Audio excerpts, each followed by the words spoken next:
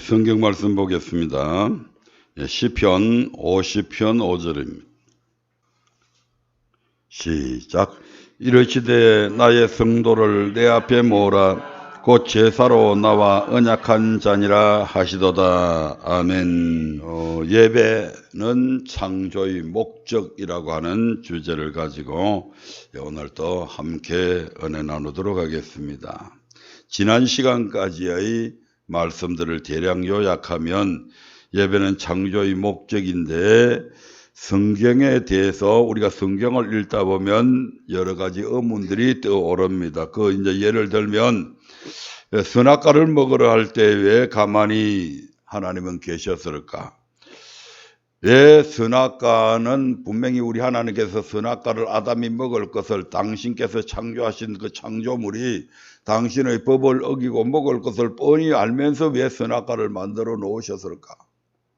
또 먹으려 할 때 왜 말리지 않으셨을까? 이런 여러 가지 의문점들이 있는데, 이러한 것들은 우리가 창조의 목적을 알게 되면 다 이해할 수가 있는 것입니다. 아멘. 창조의 목적은 바로 구원의 목적과 같습니다. 하나님께서 아담을 창조하신 목적이나 하나님께서 이스라엘 백성들을 애굽에서 구원하시는 목적이나 하나님께서 신약 시대를 살아가고 있는 저와 여러분들을 세상에서 죄악에서 멸망 가운데서 건져 구원하신 목적들이 다 같다 이 말입니다. 아멘. 그래서 그리스도인의 구원의 목적, 그것은 바로 창조의 목적과 동일하다는 것을 말씀을 드렸고, 또 이러한 구원해 내시는 과정도 구약과 신약이 동일함을 말씀을 드렸습니다. 그런 우리를 구원하신 그 목적이 바로 하나님을 섬길 것이다 라고 하는 데에 집중되어 있는 것을 우리가 봤습니다. 그리고 지난주에는 그럼 하나님을 섬긴다는 말의 의미가 뭐냐? 바로 하나님을 섬긴다고 하는 말은 서비스, 종이 주인을 섬긴다고 하는 말씀과, 또 하나 하나님 앞에 월십, 경배드린다, 예배드린다 하는 그러한 의미를 갖고 있다고 말씀을 드렸습니다. 그래서 이러한 말씀을 이제 종합적으로 보면 우리를 구원하신, 구속하신 목적은 절기에 하나님께 예배드리기 위함이다. 아멘. 그 대표적인 절기가 바로 오늘날 주일임을 말씀드렸습니다. 오늘은 그 연장선상에서 이제 마지막으로 예배는 창조의 목적이다 라고 하는 소제목을 통해서 결론을 맺으려 합니다. 인간이 자신을 창조한 목적인 예배를 드리지 않는다는 것은 자신의 존재 자체나 존재의 가치 자체를 거부하는 행위와 같습니다. 창조의 목적을 모르는, 창조의 목적을 인정하지 아니하고 창조의 목적을 모르니까 자기 자신이 주인인 것으로 착각하며 살아가는 그 사람들, 그 사람들이 무엇을 주장합니까? 사람은 원숭이에서 진화되어져 왔다. 아메바가 막 이렇게 저렇게 결합되어져서 그게 점점 진화되어져서 사람이라고 하는 이런 동물이 생긴 것이다. 그러면 사람하고 개나 돼지나 소나 뭐가 다르겠습니까? 똑같다는 것이죠. 인간의 가치를 동물의 가치하고 동일선상에서 그냥 봐버리잖아요. 어떻게 사람하고 동물하고 같습니까? 동물에게 영이 있습니까? 혼은 있어요. 하지만 그것은 육에 속한 혼이고 우리의 혼은 영에 속한 혼이다. 그래서 사람의 영혼은 결코 소멸되지 않는다. 거기에 대해서 우리 하나님께서 반드시 심판하신다고 하는 것이 바로 성경의 가르침입니다.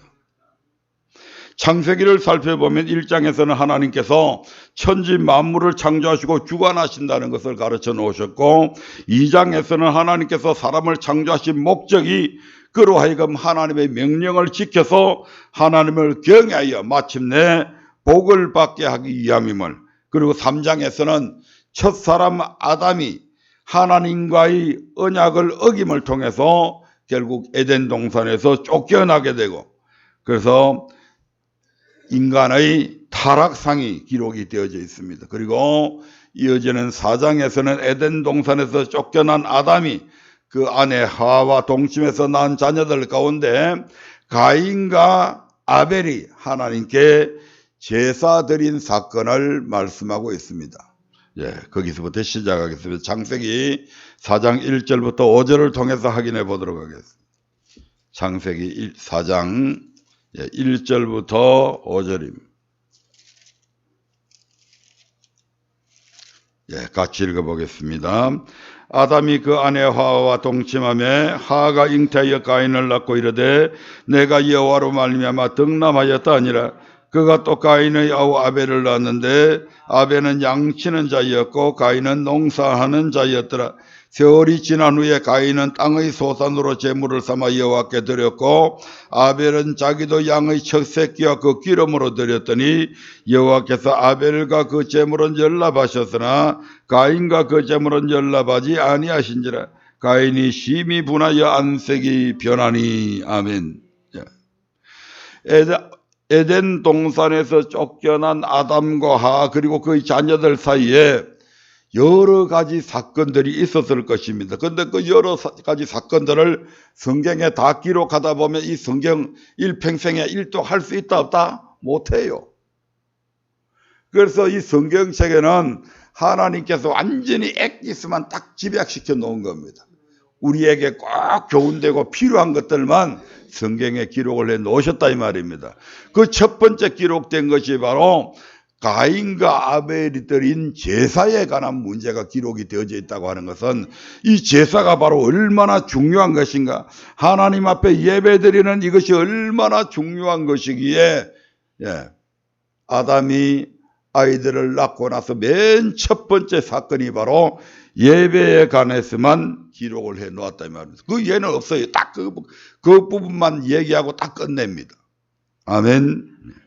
여기에는 어떤 의미가 있을까요? 생각한데 하나님께서는 사람을 창조하신 목적이 하나님께 제사 드리기 위함임을 나타내고자 했을 것입니다. 하나님은 아담의 불순종 사건 이후에 가장 먼저 가인과 아벨의 제사에 대해서 언급하므로 창조의 목적과 구원의 목적이 하나님께 예배드리는 것임을 전가하신 것이다 이 말입니다. 또 하나님은 가인이 죽인 아벨 대신 셋을 주셨는데 그 셋의 후손으로 하여금 믿음의 계보를 이어가게 하셨는데 창세기 5장에서는 셋의 계보가 그들의 연수와 함께 기록이 되어져 있습니다. 창세기 5장 6절을 한번 볼까요? 창세기 5장 6절 시작. 셋은 105세에 에노스를 낳았고 9절 봅니다. 시작. 에노스는 90세에 게난을 낳았고 12절. 게난은 70세에 마할랄레를 낳았고 15절. 마할랄레는 65세에 야렛을 낳았고 18절. 야렛은 162세에 에녹을 낳았고 21절. 에녹은 65세에 머두셀라를 낳았고 25절. 머두셀라는 187세에 라멕을 낳았고 28절 29절 봅니다.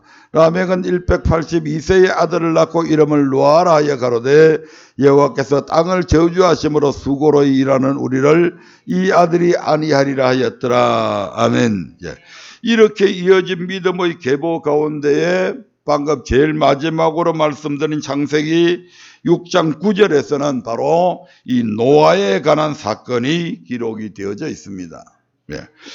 노아는 어떤 인물들인지 노아 시대에 대홍수가 일어나게 되는데 이제 그 부분들을 잠깐 터치하면서 지나가려 합니다. 창세기 6장 1절부터 3절의 말씀을 봅니다. 창세기 6장 1절부터 3절입니다. 시작.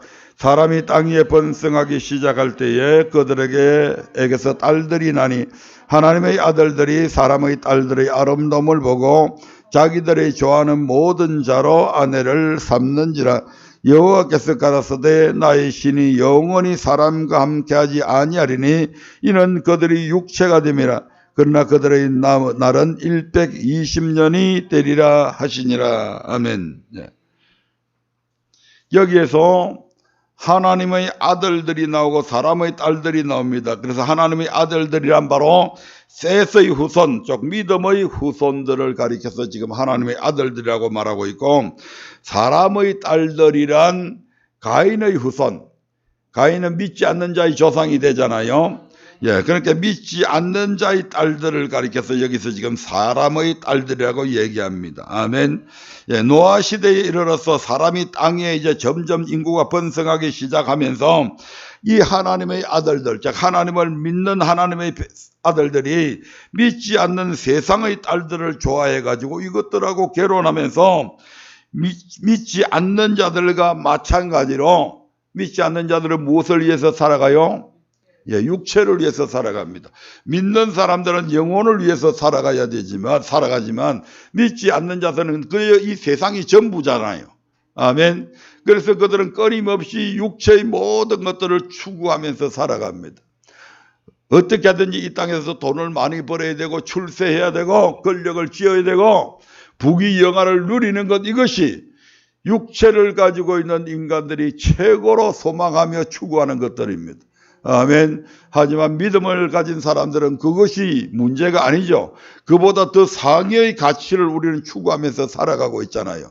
시시하게 100년짜리의 어떤 출세를 위해서, 100년짜리의 행복을 위해서 우리는 살아가는 것이 아니고 영원한 행복을 위해서 살아가는 존재가 바로 믿는 사람들의 삶입니다. 아멘.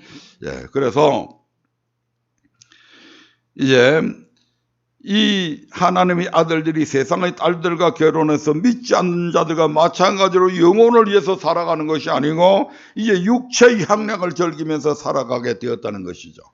예, 그래서 즉 셋을 통해서 이어진 믿음의 계보 가운데 이런 믿지 않는 자의 계보가 이제 나오게 되는 거죠.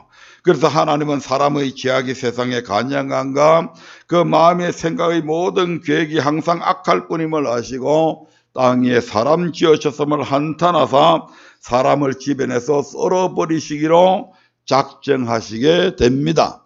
예, 그런데 그 중에 유일하게 특별히 의인이요 당세의 완전한 자였던 노아에게는 앞으로 있을 그 심판에 대비해서 방주를 지을 수 있는 은혜를 허락하시게 되죠.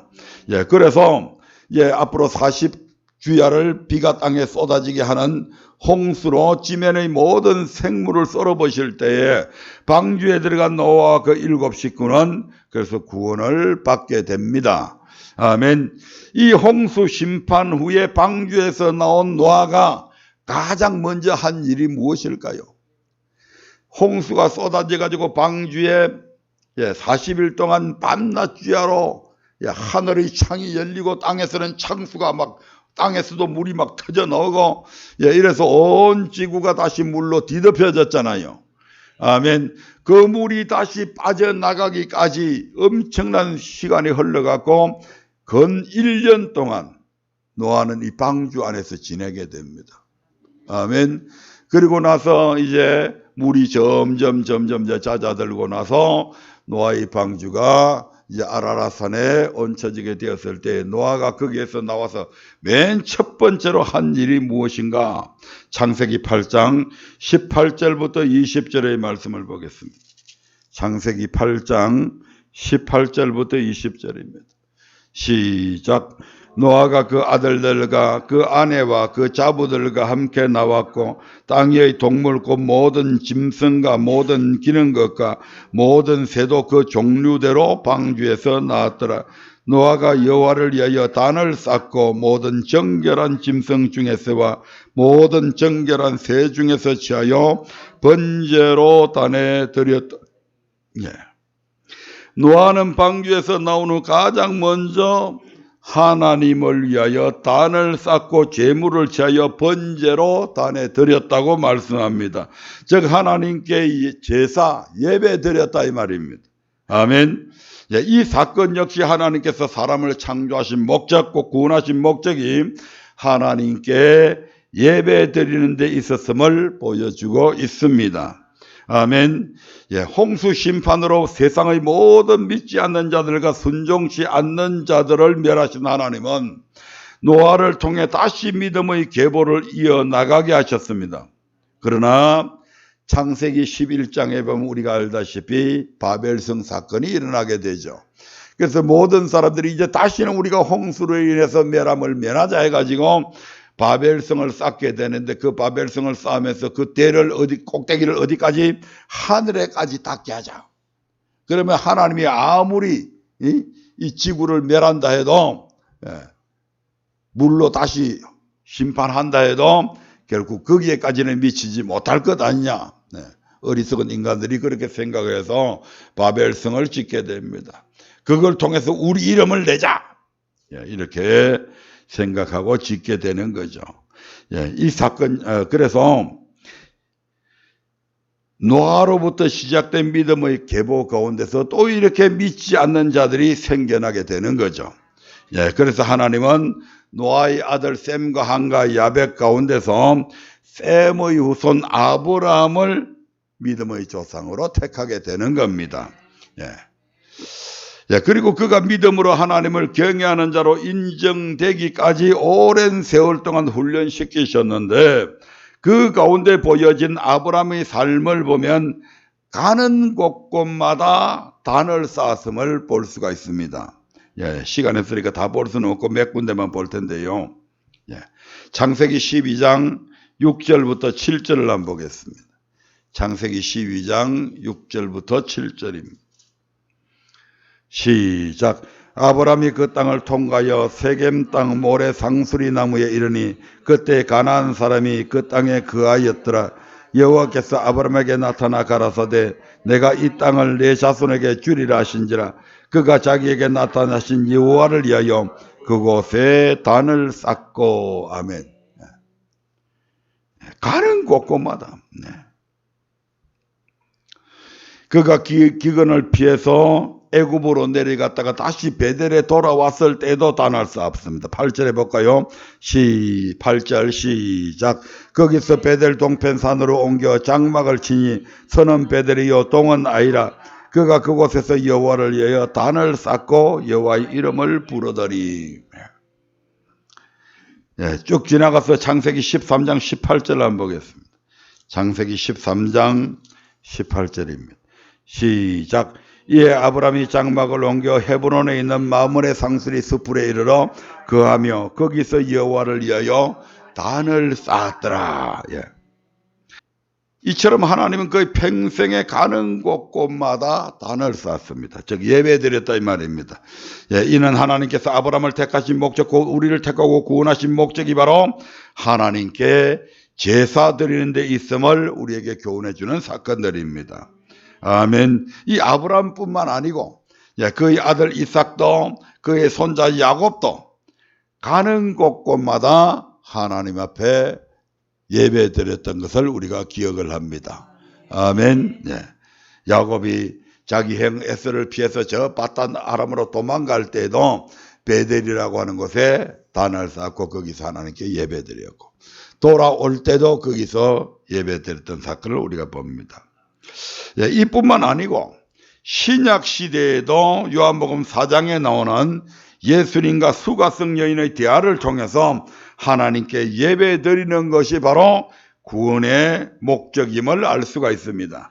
요한복음 4장 3절부터 9절의 말씀을 한번 보겠습니다.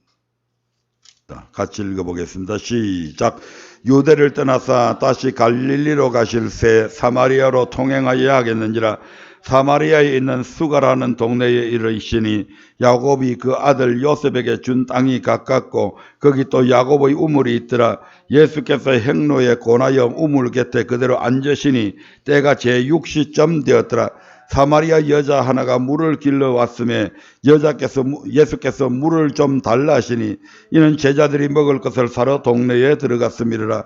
사마리아 여자가 가로되 당신은 유대인으로서 어찌하여 사마리아 여자 나에게 물을 달라 하나이까니 이는 유대인이 사마리아인가 상종치 아니함이라. 아멘. 이스라엘 지역이 맨 위에 무슨 지역이 있어요? 크게 갈릴리 지역이 있고, 그 다음에 무슨 지역이 있어요? 사마리아 지역이 있고, 그 밑에 무슨 지역이 있어요? 유대 지역이 있어요. 그래서 북쪽에 갈릴리, 사마리아, 남쪽에 유다가 있습니다. 아멘.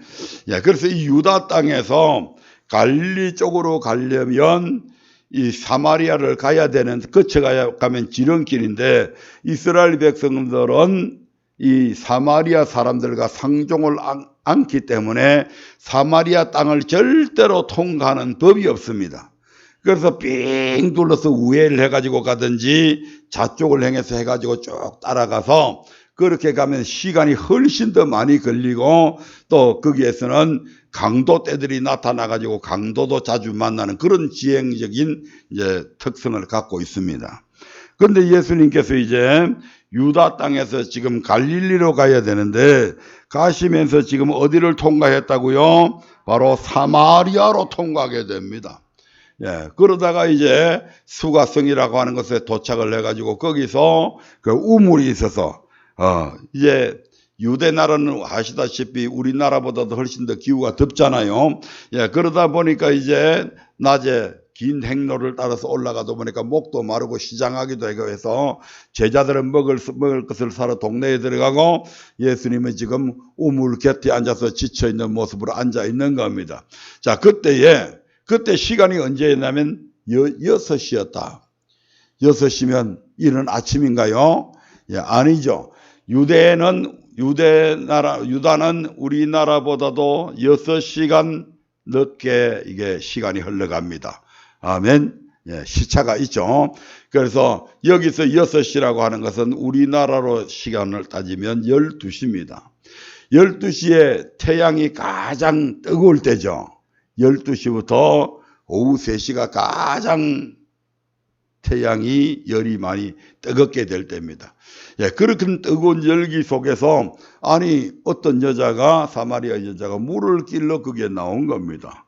아니 이상한 사람이죠. 아침에 시원한 날씨에 물을 떠러오든지. 근데 그 시원한 할 때는 막 동네 사람들이 전부 다 여기저기서 다 물 떨러 나오니까 이 여자는 그 시간을 피해 가지고 이렇게 다른 사람이 아무도 오지 않는 이 뜨거운 태양 아래서 물 길러 나오다가 여기서 예수님을 만나게 되는 겁니다. 아멘. 예. 그러면서 이제 예수님이 물을 좀 달라고 그러니까 이 사마리아 여자가 뭐라고 얘기해요? 아니, 당신은 유대 사람인데 유대 사람은 우리하고 상대도 하지 않잖아요. 상종 안 하잖아요. 근데 어떻게 당신이 그것도 여자도 아닌 남자가 나한테 뭐 성희롱하는 것도 아니고 왜 말을 붙이고 그래요? 이거 지금 독수화 붙인 거지. 아멘. 예. 이제 예수님께서 이제 거기에 이런 답변을 하시게 됩니다. 13절부터 한번 볼까요? 13절부터 19절까지의 말씀을 한번 보겠습니다. 시작. 예수께서 대답하여 가라사대 이 물을 먹는 자마다 다시 목마르려니와 내가 주는 물을 먹는 자는 영원히 목마르지 아니하리니 나의 주는 물은 그 속에서 영생하도록 솟아나는 샘물이 되리라. 여자가 가로되 주여 이런 물을 내게 주사 목마르지도 않고 또 여기 물길로 오지도 않게 하옵소서. 가라사대 가서 내 남편을 불러오라. 여자가 대답하여 가로되 나는 남편이 없나이다. 예수께서 가라사대 네가 남편이 없다 하는 말이 옳도다. 네가 남편 5이 있었으나 지금 있는 자는 내 남편이 아니니 내 말이 참되도다. 여자가 가로되 주여 내가 보니 선지자로소이다. 아멘.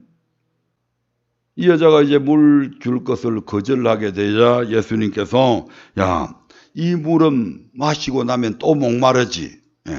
하지만 내가 주는 물을 먹는 자는 영원히 목마르지 않게 된다. 나의 주는 물은 그 속에서 영생하도록 솟아나는 샘물이 되기 때문이다. 예. 그러니까 이 여자가 야, 이 땡볕에 고생스럽고 이제 물길로 안 와도 되겠구나 싶어서 그 예수님의 말씀을 듣는 순간 그냥 귀가 번쩍 뜨입니다. 아이고 주여, 그러면 그 이런 물을 내게도 주서 나도 목마르지도 않고 또 여기 물길로 오지도 않게 하옵소서. 예, 물 길는 게 얼마나 귀찮은 일인지 모릅니다. 예. 요즘에는 뭐 수도가 다 공급이 되어서 집에서 탁 틀면 바로 나오지만 예, 저 시골에 옛날에 우리가 어렸을 때 보면 우리 누나도 그렇고 막 머리에 요 따반지요 얹어가지고 그 위에 물동이 이고 들고 예, 기가 막히게 잘 다니죠. 예. 그걸 하루에 몇 번씩 물길로 다니면 이 목도 상당히 상하게 될 건데, 예. 이 여자도 마찬가지죠. 그게 좋아서 하겠습니까? 그런데 시원할 때 안 하고 이 여자는 왜 이 한낮에 오냐? 아침에 오면 이제 다른 여자들이 입방아를 찍어서 그게 귀찮아서 아예 다른 사람이 없을 때 지금 오는 겁니다. 예, 그러다가 이제 처음 보는 이 유대 남자가 야, 내가 주는 물을 먹으면 네 영원히 목마르지 않게 된다. 그러니까 야, 그러면 더 이상 이 물길로 오지 않아도 되겠구나 해서 혹하게 되는 거죠. 그러니까 물을 달라고 이 물을 자기에게도 주라고 그러니까 예수님께서 생뚱맞게도 가서 네 남편 불러오라고 그럽니다. 아니 물을 주면 그냥 주면 되지 남편하고 무슨 상관이 있어요, 이 물하고. 아무 상관도 없는 것 같은데도 예수님께서 이 여자에게 네 남편을 불러오면 지금 내가 물 주겠다는 그런 얘기잖아요. 그러니까 이 여자 입에서 뭐라고 얘기해요? 나는 남편이 없나이다. 예수님께서 야, 네가 남편이 없다고 하는 말이 맞다.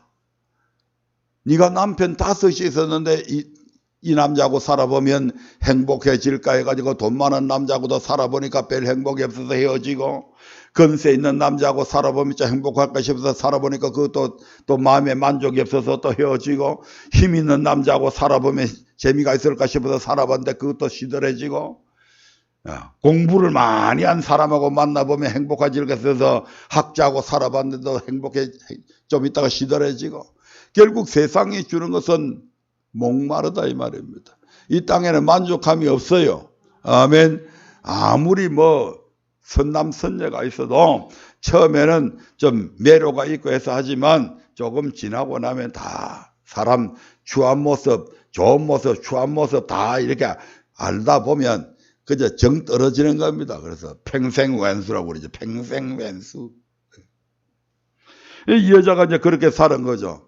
5번이나 이혼을 하고 지금 이제 살고 있는 남자는 아직 혼인신고도 안 하고 그냥 동거하고 있는 겁니다. 그러니까 네가 남편 5이 있으나 지금 네가 살고 있는 그 남자가 네 남편이 아닌 건 맞다. 그러니까 네가 남편이 없다고 하는 말이 맞다고 지금 예수님께서 얘기하는 겁니다. 아니 이상하네. 분명히 내가 올 때 이 남자가 혼자 이 우물가에 있었는데 어떻게 내 과거를 다 아냐 이 말입니다. 이 양반이 어떻게 조금 한 이틀 있었다고 한다면 동네 사람들이 또 이분한테 입방아를 찍어갖고 내 부끄러운 과거의 모습들을 이 남자한테 다 까발렸구나 이렇게 생각을 할 텐데 처음 만나는 남자예요. 근데 이 남자가 자기의 모든 과거를 다 알고 있는 겁니다.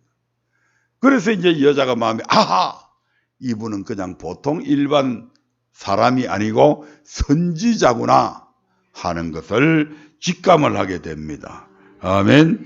예, 그래서 이제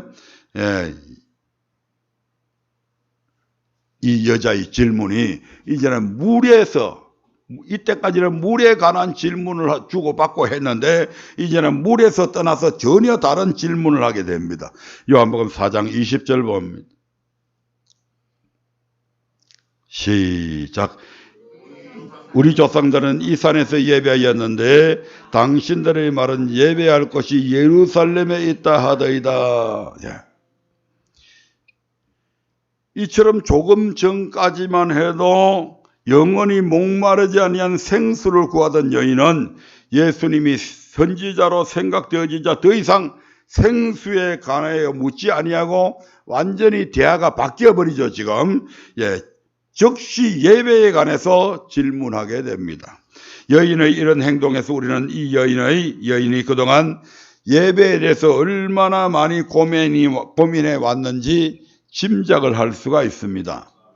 그러면 여인은 왜 그토록 예배에 대해서 고민하고 갈등했을까? 여러 가지 정황을 미루어 생각해 보면 이 여인은 하나님께서 이스라엘 민족을 택하시고 구원하신 목적이 하나님의 절기에 하나님 앞에 희생을 드리기 위하는 것, 즉 하나님 앞에 제사 드리기 위함이라는 것을 조상들로부터 들어 알고 있었을 것입니다. 네. 또한 사마리아가 속한 북이스라엘의 수도가 사마리아였거든요. 이 사마리아가 속한 북이스라엘이 하나님께 징계를 받아서 아수르에 멸망당한 이유가 결국 그들의 제사가 하나님께 연락되지 않았기 때문에 우리나라가 망했다 하는 것도 잘 알고 있을 것입니다. 아멘. 예. 그런데 유대인들이 하나님께 예배할 것은 오직 예루살렘에만 있다고 그렇게 얘기하니까 자기는 지금 조상들이 하던 것과 같은 모습으로 지금 산에서 하나님께 예배하여 오던 이 여인은 야, 그럼 내가 드리는 이 예배는 엉터리 예배인가? 이런 의문이 자연적으로 생기잖아요. 예. 그래서 늘 이것 때문에 야, 내가 엉터리 예배를 드린다면 우리 조상들도 엉터리 예배가 드려서 멸망당했는데 나도 엉터리 예배 드리면 멸망당하겠네? 그러니까 그렇다고 해서 자기를 상대해 주지 않는 어떤 유대인들한테 상종을 해갖고 그걸 만나서 질문할 수도 없었는데 마침 이 남자가 지금 이 사마리아 땅에 들어왔단 말이죠. 그리고 이분이 보통 분이 아니고 선지자예요. 예, 그렇게 되니까 이분 같으면 예배에 대해서 맹쾌하게 설명을 해 줄 수 있겠구나 해서 지금 예수님께 쫙 따라 붙은 겁니다. 지금. 예. 그래서 이 여인은 이제 그렇게 조상들처럼 이제 그렇게 산에서 예배해 왔는데 자신의 예배가 옳은지에 대해서 평소 많은 고민을 해서 이제 하다가 이 예수님을 만나서 지금 당신들이 말한 예배할 곳이 예루살렘에 있다고 그러던데 내가 이 산에서 예배도 드려도 이게 되는 겁니까? 라고 지금 묻게 되는 거죠. 아멘. 여기에 대한 역사적인 배경은 시간 관계상 생략을 하도록 하겠습니다.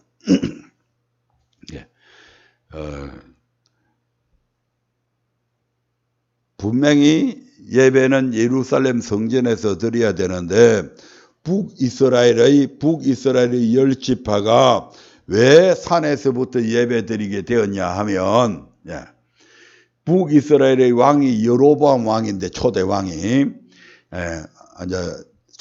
북이스라엘의 이제 왕인 이제 여로보암인데 이 여로보암이 왕권을 잡고 나서 이스라엘 백성들이 이제 같은 한민족으로 다윗 때까지는 같이 통일된 한민족이었잖아요. 그런데 이제 르호보암 왕 시대, 솔로몬의 아들 르호보암 왕 시대에 북이스라엘과 남유다로 이제 분단이 되거든요. 분단이 되면서 북이스라엘 10지파, 남유다는 유다와 지파가 베냐민 지파로 이렇게 나누어지는데 그런데 이스라엘 백성들한테 문제가 하나 있습니다. 뭐냐? 예배는 반드시 어디에서 드려야 된다? 예루살렘 성전에서 드려야 되는 겁니다. 이 예루살렘 성전이 어디에 있냐? 예루살렘에 있는 거죠. 아멘. 자, 그러면 이스라엘 백성들은 하나님을 믿는 백성이니까 절기날이 되면 어떤 이유를 막론하고 저 미국에 있던 뭐 영국에 있던 상관없습니다. 전부 다 예루살렘 성전으로 모여와야 됩니다. 자, 그러니까 여로보암 이제 왕이 가만히 생각하니까 야, 절기날은 바짝바짝 다가오는데 만약에 이 백성들이 예배 드린답시고 저 예루살렘에 가게 되면 틀림없이 르호보암 왕한테 포섭되어질 것이다. 그렇게 하면 이 백성들의 마음이 내게서 떠나고 돌아가서 르호보암 편에 붙어버리면 나는 졸지에 외톨이 된다. 이런 위기의식을 갖게 되는 겁니다. 그래서 이제 이 르호보암 왕이 고심고심하다가 성경을 보니까 이스라엘 백성들이 출애굽해가지고 나와가지고 금송아지 만들어갖고 섬기던 딱 그 장면이 나온 거죠. 이거다, 바로 이거다 해가지고 그래, 굳이 예루살렘까지 예배드리지 않도록 금송아지를 만들자 해가지고 금송아지 2마리를 만들어가지고 하나는 베델 지파가 있는 베델에, 하나는 단 지파가 있는 곳에 두 군데다가 이제 이 금송아지를 갖다 놓고 야, 이것이 너희들 신이다. 이렇게 얘기를 해버리니까 수많은 이스라엘 백성들이 이제부터는 다시는 저 예루살렘에 가서 예배드릴 필요 없다. 여기 너희들의 신이 여기 있으니까 여기서 예배드리면 된다 해가지고 그렇게 산당을 만들어버리죠. 또 하나, 반드시 아론의 지파 중에서 제사장 세워야 되죠. 그런데 제사장들이 전부 다 지금 예루살렘 성전에 있단 말이에요. 그러니까 제사장이 없으니까 제사장이 없으면 예배 못 드리잖아요. 그러니까 이제 보통 백성들 중에서 야 누구 제사장 할 사람 나와라 해가지고 모집해가지고 보통 백성들 하여금 야 네가 제사장 해라 너 제사장 해라 해가지고 제사장 시키고 그 다음에 하나님 앞에 예배 드릴 때는 아무데나 드리는 것이 아니고 토요일 날 드리고 금요일 날 드리고 뭐 목요일 날 드리고 그렇게 하는 것이 아니고 반드시 예배 날이 정해져 있죠. 예. 안식일 날 드려야 되고 그리고 일반 절기 때는 절기 날에 드려야 된다 이 말이죠. 아멘. 그런데 이스라엘의 대속죄일이 7월 10일에 있고 7월 15일부터 이제 또 다른 절기가 시작이 되어집니다. 그런데 이제 비슷한 절기를 하나 만들었고 엉뚱하게 8월 15일 날로 하나님 앞에 예배드리는 절기로 정한 거예요. 아멘. 예, 이것이 이제 죄가 돼가지고 하나님께서 이 악이 여로보암 당대로서 끝나는 것이 아니고 이스라엘이 멸망할 때까지 이 악이 그대로 지속이 되어집니다. 아멘. 예, 그렇게 해서 결국 남유다보다도 136년이나 짧게 일찍 멸망당하게 되죠.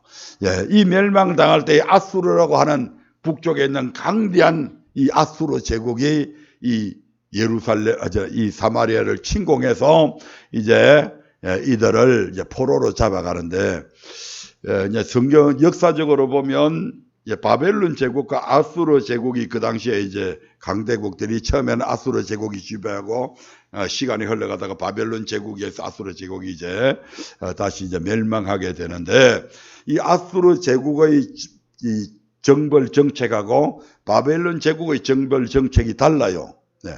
역사적으로 보면 이 아수르 정책은 굉장히 잔인해요. 네.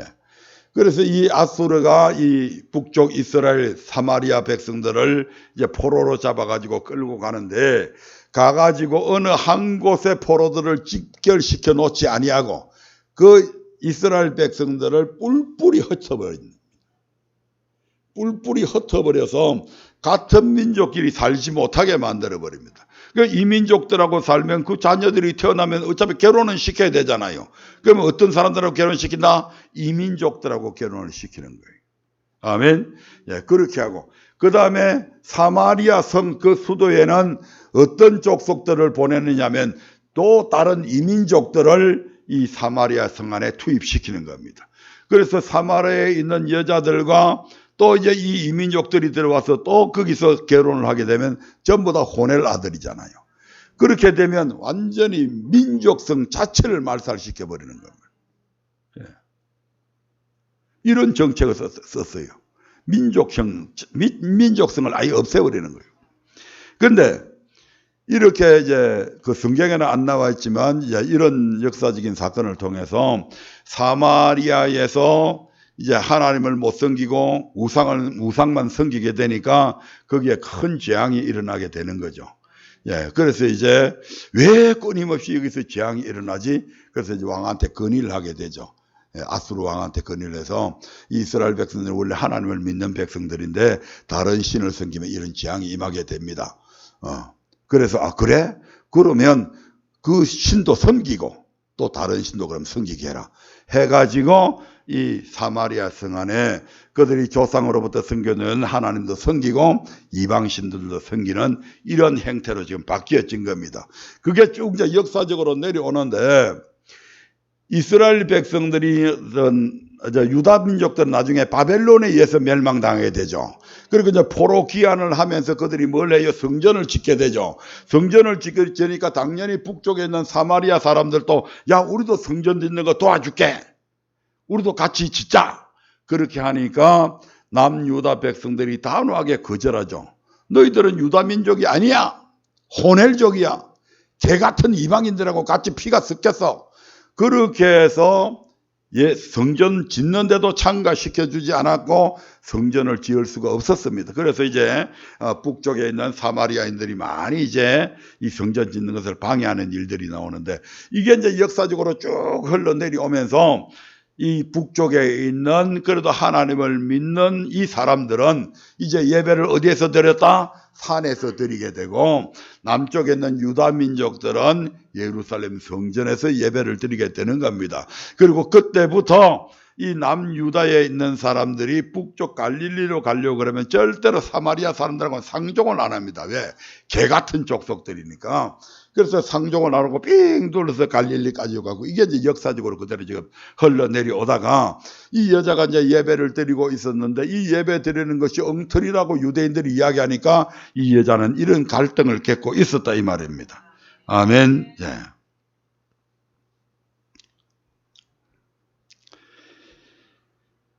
근데 사마리아인들도 하나님께서 자기 민족을 구원하신 목적이 하나님께 예배드리기 위함이었던 것을 알고 하나님께 예배드리는 생활은 했죠. 그러나 그들의 예배는 하나님께서 유대인들에게 명하신 대로 드리는 것이 아니라 자신의 뜻대로 드려지는 예배였다 이 말입니다. 아멘. 그래서 예수님은 이것을 깨닫게 하기 위해서 지금 사마리아 여인의 입에서 예배라고 하는 말을 이끌어내시기 위해서 점점 유도 질문을 해서 지금 여기까지 끌고 온 겁니다, 지금. 아멘. 과연 그러한지 여인의 질문에 대한 예수님의 답변을 통해서 살펴보십시다. 4장, 아까 20절에 이제 여인이 질문을 했죠. 20절 한번 볼까요? 20절 읽고 21절 읽겠습니다. 시작. 우리 조상들은 이 산에서 예배하였는데 당신들의 말은 예배할 곳이 예루살렘에 있다 하더이다. 21절. 예수께서 가라사대 여자여 내 말을 들으라. 이 산에서도 말고 예루살렘에서도 말고 너희가 아버지께 예배할 때가 이르리라. 아멘. 예수님은 사마리아인들이 예루살렘 성전 아닌 다른 곳에서 예배드리는 것이 그것에 대해서 지금 옳다 그르다고 지금 정확하게 답변을 안 해주시죠. 그리고 뭐라고 말씀하십니까? 이 산에서도 말고 예루살렘에서도 말고 너희가 아버지께 예배할 때가 이르리라고 지금 이렇게 말씀하시죠. 이 말씀은 예수님께서 오신 이후로는 그럼 아무 곳에서나 예배 드려도 되냐? 안 됩니다. 아무 곳에서 하나님께 예배 드리면 절대 안 됩니다. 그러면서 예수님께서 4장 22절에 이렇게 말씀하시죠. 4장 22절 시작. 너희는 알지 못하는 것을 예배하고 우리는 아는 것을 예배하노니 이는 구원이 유대인에게서 남이니라. 너희 조상들은 산에서 하나님께 예배드려왔고 지금 너희 역시 너희 조상들과 같이 산에서 하나님께 예배드리고 있다. 하지만 실상은 너희는 알지 못하는 것을 예배하고 있다고 지금 말씀하고 있는 거죠. 이 사마리아인들은 하나님께 예배드리기는 드리는데 예배를 어떻게 드려야 되는지 교육을 안 받았어요, 전혀. 또 그들의 제사장이 원래 아론 지파의 제사장이 아니고 보통 백성 중에서 제사장이 됐잖아요. 그러니까 전혀 하나님의 말씀을 모르고 지금 무조건 그냥 산에서 가서 그냥 예배만 행식만 따라서 이렇게 드리면 되는가 보다 해가지고 이때까지 예배드려 온 거죠. 그러니까 예배에 대한 근본적인 의미라든지 목적이라든지 이런 거 전혀 모르는 겁니다. 아멘. 무엇이 예배이며 예배를 왜 드려야 하고 예배는 어떻게 드려야 하는지 알지 못한 채 그저 습관적으로 조상 때부터 해오니까 그대로 지금 예배 드리고 있었다 이 말입니다. 근데 유대인들은 그렇지가 않죠. 그래서 우리는 아는 것을 예배하노니 이는 구원이 유대인에게서 남이라. 하나님께서 유대인을 구원하신 목적이 뭡니까? 예배 드리기 위해서 구원하셨잖아요. 그러니까 유대인들은 이 예배에 대해서 왜? 예배 잘못 드리면 구원 못 받으니까. 그러니까 예배에 대해서 철저하게 배웠겠죠. 어릴 때부터 그들은 예배를 하나님 앞에 어떻게 드려야 되는지 철저히 훈련받았고 말씀으로 가르침을 받아왔다 이 말입니다. 그래서 우리들은 아는 것을 예배하는데 이는 구원이 유대인에게서 났기 때문이라고 지금 말씀을 하고 있는 겁니다. 예배는 하나님께서 유대인을 구원하신 목적이기 때문에 유대인은 예배에 대해서 정확히 알고 예배하고 있다는 것입니다. 그리고 이어서 이렇게 말씀을 하시죠. 요한복음 4장 23절 24절입니다. 시작. 아버지께 참으로 예배하는 자들은 신령과 진정으로 예배할 때가 오나니 곧 이때라. 아버지께서는 이렇게 자기에게 예배하는 자들을 찾으시느니라. 하나님은 영이시니 예배하는 자가 신령과 진정으로 예배할지니라. 예, 그러므로 이제 하나님은 어떻게 예배하는 자를 찾으신다고 그럽니까? 신령과 진정으로 예배하는 자를 찾는다고 그렇게 말씀합니다. 예. 신령은 헬라어로 퍼뉴마입니다. 즉 하나님의 영, 성령을 뜻하죠. 진정은 헬라어로 알레데이아, 즉 진리, 하나님의 말씀을 뜻합니다. 그러므로 이 말씀은 무엇을 의미합니까? 하나님께 예배하는 자는 진정으로, 즉 하나님께서 유대인을 구원하신 목적을 따라서 하나님께서 명하시는 대로, 하나님께서 명했다고 하는 것은 하나님의 말씀이죠. 그러니까 하나님의 말씀대로 예배해야 된다 이 말입니다. 아멘. 내 생각대로 예배하는 게 아니에요. 내가 이렇게 하면 좋겠고 내가 드리는 게 그게 예배가 아니란 말입니다. 하나님께서 너희는 예배 드릴 때 이렇게 예배 드려야 된다 가르쳐 놓은 말씀이 있어요. 그 말씀대로 하나님 앞에 예배 드려야 되는 거죠. 아멘. 그런데 이때 곧 예수님께서 오신 이후부터는 진정으로 예배하기 위해서 반드시 신령과 성령이 필요하게 되었다 이 말이죠. 아멘. 예. 왜냐하면 신약 시대에 와서 예수님께서 오셨죠. 예수님께서 오신 이후부터가 신약 시대잖아요. 예수님께서 오셔서 뭐라고 말씀하십니까? 이제 율법을 완전케 하러 오셨다고 그랬죠. 구약 시대에는 완전케 하신 율법을 하나님께서 안 주셨습니다. 왜? 그때는 성령의 도움 없이 다 할 수 있었다 이 말입니다. 그런데 신약에서 예수님께서 주신 율법은 속의 법까지도 지켜야 되죠. 직접 살인 안 해도 미움만 해도 살인하는 거죠. 직접 간음 안 해도 음욕만 품어도 간음하는 것이 되죠. 그러니까 이제 이런 법들을 이겨내기 위해서는 우리의 힘 갖고 안 된다 이 말입니다. 그래서 무엇으로? 성령으로, 신령과. 그래서 성령의 도우심을 힘이 입어야 우리가 하나님의 말씀에 순종을 할 수 있다 이 말입니다.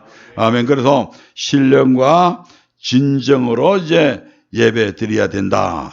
이렇게 말씀하고 있는 것입니다. 이것이 이제 예수님께서 여인과 나눈 대화의 결론입니다. 그래서 지금까지의 내용으로 볼 때 요한복음 4장은 예수님과 수가성 여인과의 대화는 우연히 이루어진 것이 아님을 알 수가 있습니다. 예수님은 여인과의 대화를 통해서 많은 사람들이 하나님께 예배 드리면서도 예배가 무엇인지 어떻게 드려야 하며 왜 드려야 하는지 모른 채 예배 드리고 있음을 지적하시면서 하나님께서 유대인을 구원하신 목적은 하나님께 예배 드리기 위함이므로 반드시 명하신 대로 예배 드려야 함을 가르쳐 주셨습니다.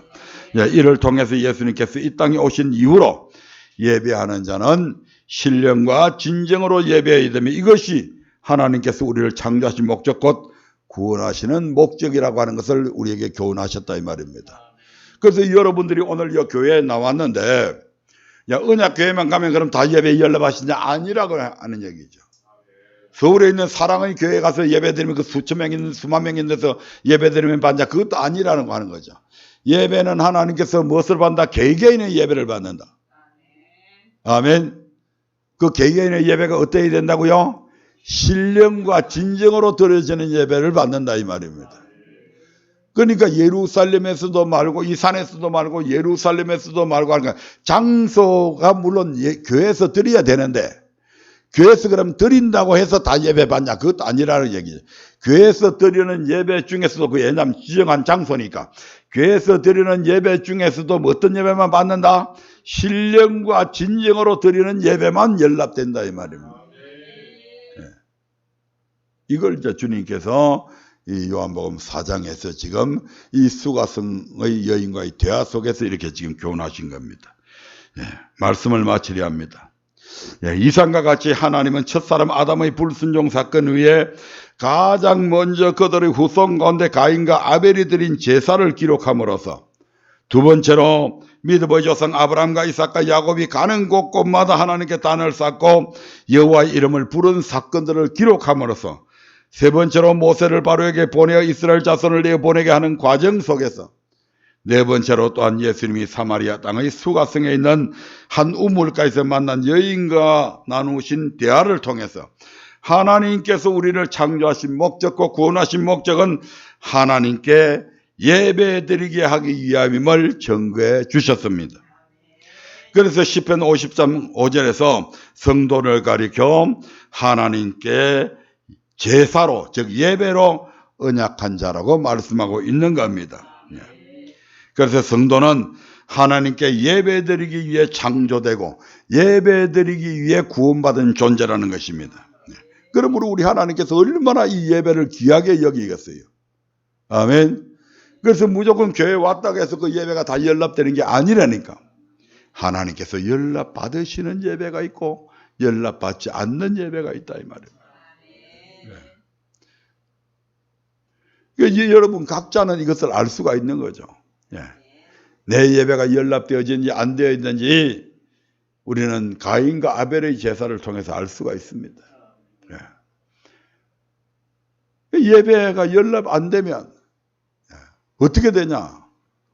망하는 거죠. 이스라엘 백성들이 망했던 것처럼, 가인이 망했던 것처럼 지옥 갈 수밖에 없다 이 말입니다. 아멘. 그러니까 형식적으로 그냥 왔다 갔다 한다 해서 그게 참된 예배가 아니라니까. 일주일 동안 하나님께서 명하신 대로 말씀대로 순종하다가 1회째 때는 날 교회 와서 하나님 앞에 하나님이 명하신 대로 사는 삶을 드리는 것이 예배잖아요. 일주일 동안 세상에 살면서 하나님께서 우리에게 주신 귀한 물질들을 정성을 다해서 하나님 앞에 드리는 그것이 물질의 예배잖아요. 아멘.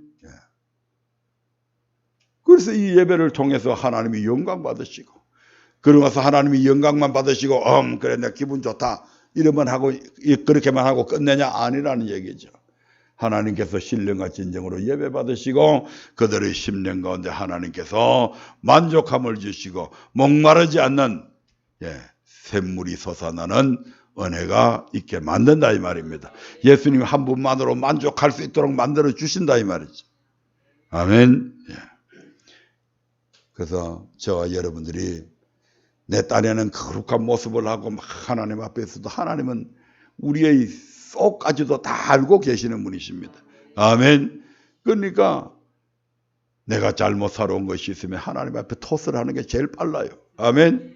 그럼 하나님께서 용서해 줘버리면 그 부분은 없어져 버리는 거죠. 우리가 사람을 육을 가지고 있기 때문에 하나님 앞에 완벽한 삶을 살아갈 수는 없잖아요. 때로 실수로 때로 우리 연약함 때문에 할 수 있다. 잘못 살 수 있다 이 말입니다. 그럴 때 그런 모습들을 그대로 갖고 있으면 안 돼요. 이 쓰레기를 왜 우리가 갖고 있어야 돼요? 하나님이 미워하시는 것을 왜 내 마음속에 품고 있어야 되냐 이 말입니다. 이거 빨리 쏟아버려야 되는 거 쏟아버려야 돼. 그 쏟아버리는 방법이 바로 하나님 앞에 우리의 죄악을 토설하는 거잖아요. 그 토설해서 그건 깨끗하게 사함받고 하나님 말씀대로 명하신 대로 살은 그 아름다운 삶을 우리 하나님 앞에 드려서 하나님을 기쁘시게 하는 저희 여러분들이 되고 우리가 드리는 예배가 늘 하나님께 연락되어지는 그 예배를 통해서 우리의 삶에 우리 하나님께서 주신 놀라운 기쁨과 즐거움과 만족함을 누리는 저와 여러분들 되시기를 바랍니다. 다음 시간에는 계속해서 이제 연락되는 예배와 연락되지 않는 예배에 대해서 이제 말씀을 전하게 될 겁니다. 그래서 이 예배가 얼마나 중요한 건지 몰라요.